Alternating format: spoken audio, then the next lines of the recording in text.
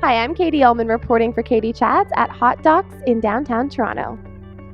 I'm here with Josh Larson and Ryan Green. How does it feel to have Thank You for Playing screening here at hotDOCS? Well, it's just a really great opportunity for more people that are interested in moving personal stories to kind of maybe consider our project, which is kind of out of the norm because we're in the video game space and not very many people are used to having talking about real loss and real struggle, in that space. So we're just happy for the opportunity. Yeah, and it's definitely an honor to be here with the filmmakers and to just get an understanding of what's going on in the documentary film world and how it relates to our video game, which in a way is kind of a documentary in itself. So it's really great to see kind of the mix of different stories and how our story fits in with that. And tell me a little bit about the process deciding to make this game when you found out your son was terminally ill. Yeah. Well, we had been fighting cancer with Joel for just over 2 years when we decided to pursue this project.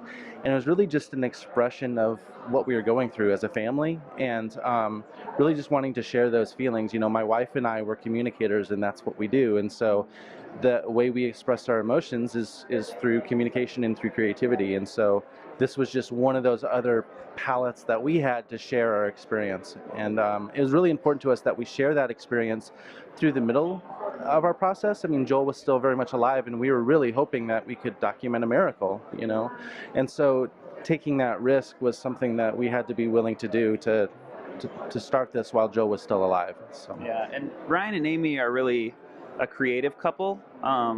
People will ask, why did you make a video game? Why didn't you make other things? Mm-hmm. And they actually made a children's book and a short film themselves before we started, or right around the beginning of starting the video game project.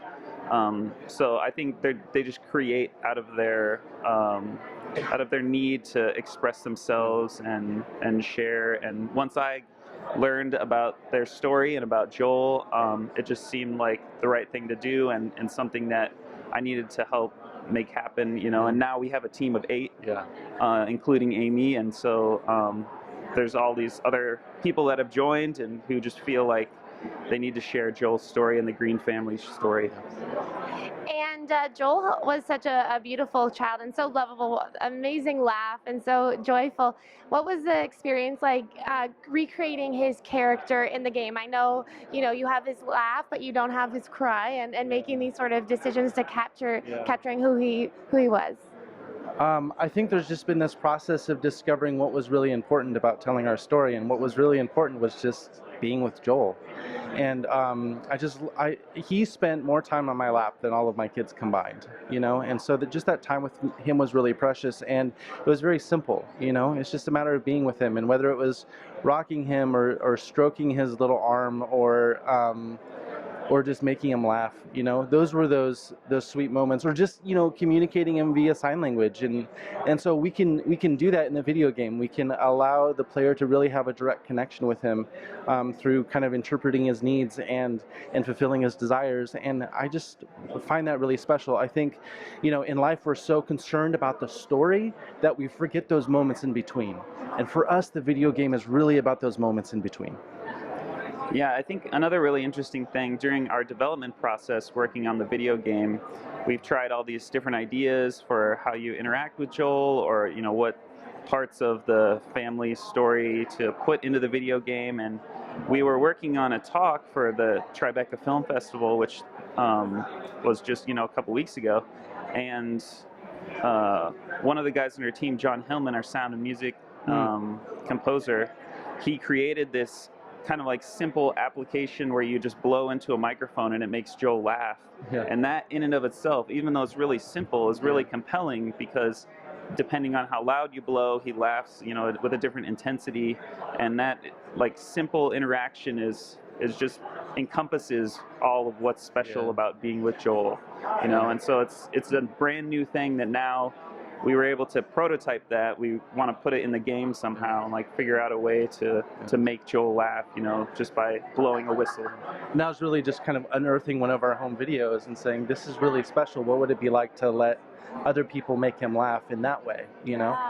So it's like this constant discovery of like remembering and looking back at what really mattered to us and those memories we have and being able to give the player a sense of that presence of I wish you could have been there. I wish you could have seen what it was like just to make him laugh. And it's really, so simple things, you know? Yeah, and it's really interesting too because talking about that, like looking back, they have all this home video footage, which is kind of like documentary film footage, you know, and then we get to look at that and reference that and then try and interpret that in a video game form, you know, so we're constantly switching between film and audio and video game and trying to figure out a way to share who Joel was. And Joel's siblings, he had older siblings, and then congratulations on the little girl. Have they, you know, are they at the age where they can play the game, or, you know, how does that work? What do they think of it? Our oldest is 9, and our second is 7, and our youngest is 4. And one, Zoe, she's just 1. They're very, my 9-year-old is very passionate about wanting to make video games. And so he's always, you know, very curious about what we're doing. And we've shown him some of the scenes, and in fact, we're actually incorporating the kids into other aspects of the game. But also, like, hopefully drawing in some of their artwork as well, because they want to be part of expressing Joel's story. And so we're excited to explore what that looks like. So. And what's next for the two of you as game designers? Am I saying this right? Okay. We definitely need to continue development and finish the game. We plan on releasing the game in the fall. And so we have a couple parts of the game we need to build, and then refining and bug polish, you know, all that kind of stuff. So, you know, in the future, we hope to continue to have a studio and to tell like human stories, you know, just like what you see at hotDOCS. It's about telling true stories. And I think that when we tell true stories and we tell from our own stories, we can change people's hearts. And that's what it's about, right? Change through changing our hearts. Well, thank you so much. Congratulations to both of you and the filmmakers and your wife as well. She's amazing. Yes, she is. I loved her. And she's a big contributor to the project as well. Her ideas are amazing. So. Yeah. And you know, have a great time here at the festival. Thank you. Thank you. Thank you. I'm Katie Uhlmann reporting for Katie Chats at hotDOCS in Toronto.